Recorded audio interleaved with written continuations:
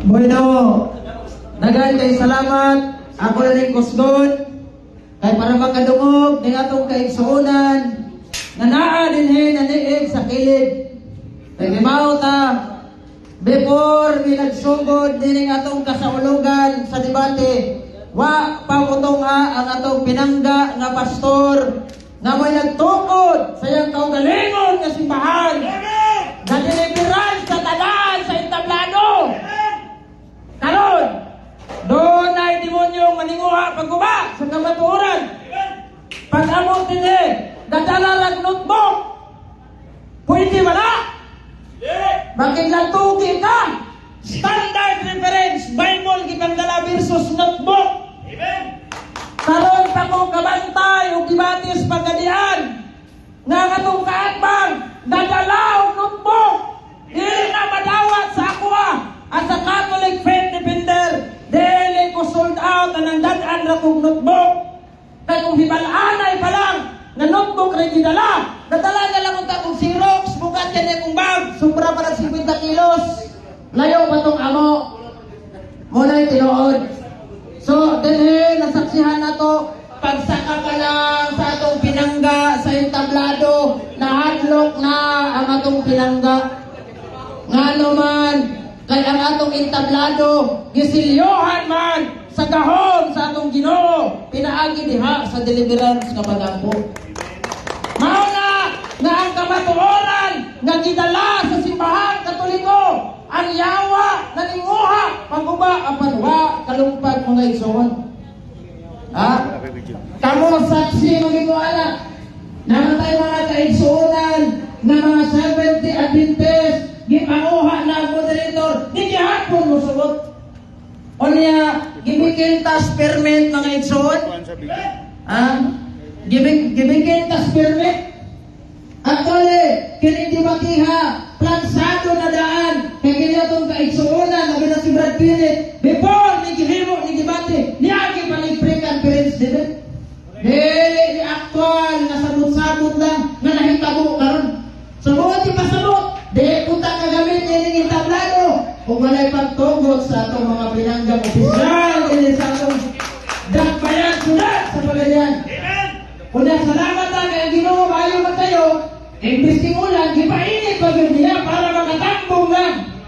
Tanawa ang hitabo dili si Batira. Ang asawa mismo sa pastor nagpalayo kay sa mismo di katawat sa kamatuoran na iyahang simbahan ginugod na siyang banang. Alin na ako nga pagpagilagot pero muna yung kamatuoran kay naa may tarpulin nga gidala diri. Mismo siya ang founder sa iyang simbahan.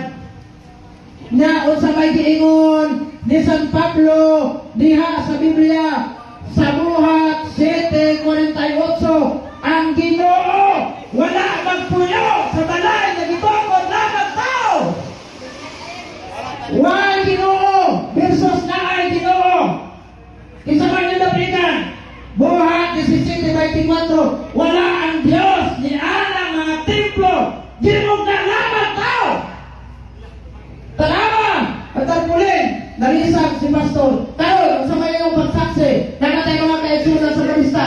Nanguli ang atong mga kaigsunan na nangaparot na ninibatihan. Amen! Kung tihado mo permit, pwede man mo mupahin ng kaso. Pwede man mo demandar mo. Pero, dahil gihapon, kay mahulong yung katawanan sa korte. Religious na nagkasuhan. Pastelan.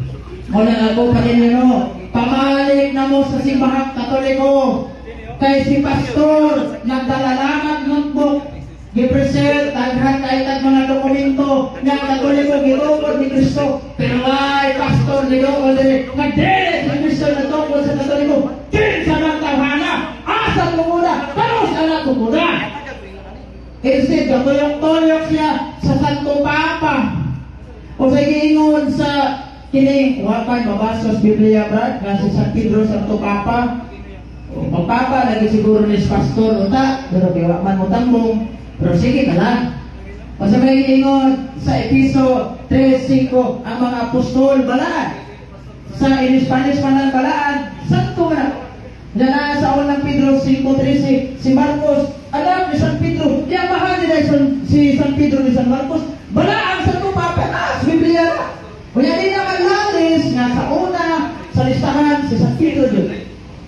nga wa kaguba ang atong kaigsuonan napakyas ro hapuna o gani bisag wala kayo tanini dili tanan kurong wala maulaw ang simbahan Katoliko kay nagpadakon tarong hapuna.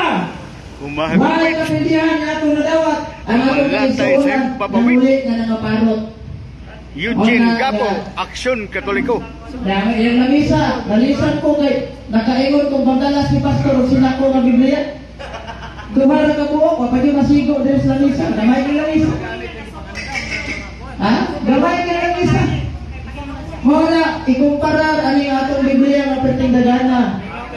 Ano yung itong mga kaigsuonan dire, mga Seventh Adventist, dire man yung Katoliko. Sulit sa kabasol, kung wao na tulig mo dirito, hindi bias. Kaya man yung Katoliko, di ba? Gawas kong Katoliko, kaya ay katarungan sa mga kabayas mo na, kay Katoliko na natural murapit nyo. Pero atong kaigsuonan, mga modelito, gigusto, ganyan, pero ang tatugahin nila.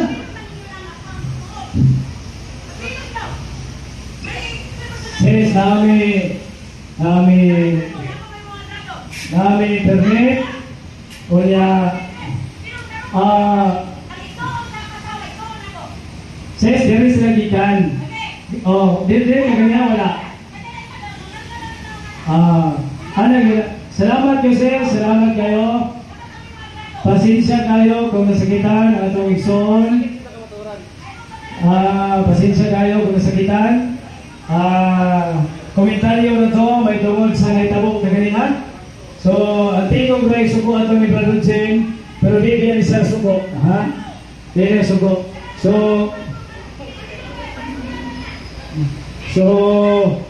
sis, mahayo may pasaylo kung nasakitan ka sis sa maong pamahayag, production. Bangayo lang tayo dispensa, papasayuan lang tayo ninyo, kay kani kamatuoran naman yung ato, natural, masakit man yun. Pero so, bangayo lang tayo dispensa ano nila. Ato man lang silang iyampo, kaya ganyan ato, komentaryo lang tayo sa ipapo.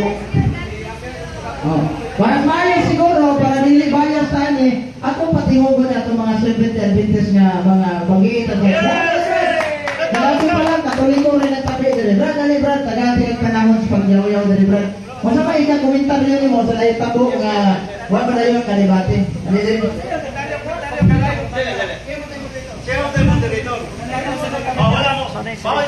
May para rin tabayas perfect dire, panagaan na to niya komentaryo atong mga amigo. Nadili Katoliko. Sige Brad, may hapon. May nga po sa naon. Nalipay taon kung tao kato. Tungod kay first time sa Dinis Pagano City, nilipay sa Plaza Los na ano na i-public. Paila sa Brad, paila. Si Brother Pablo Nanuli sa Evangelist sa Silong Baptist. Sa ko. Wala. Bantay ka kayo. Kuha na si Carmelan siya. Kuha Carmelan. Patyon ko. Hindi na mga isuon. May andi kita din tungod kay gusto tang saksi sa ipanggayon unta nga public